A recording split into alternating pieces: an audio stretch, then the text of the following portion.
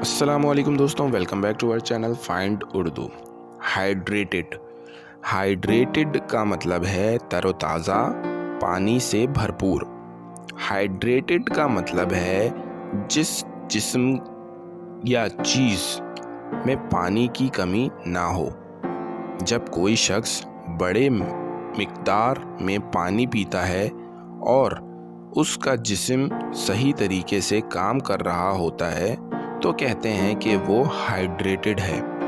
पानी की कमी से थकन, डिहाइड्रेशन और बीमारियां हो सकती हैं, इसलिए हाइड्रेशन बहुत ज़रूरी होती है।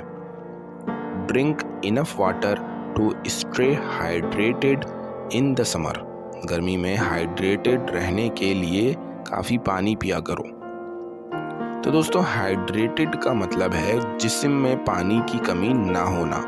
ये हेल्दी लाइफस्टाइल और डिहाइड्रेशन से बचने के लिए ज़रूरी है। उम्मीद है अब आपको हाइड्रेटेड का मतलब समझ में आ गया होगा।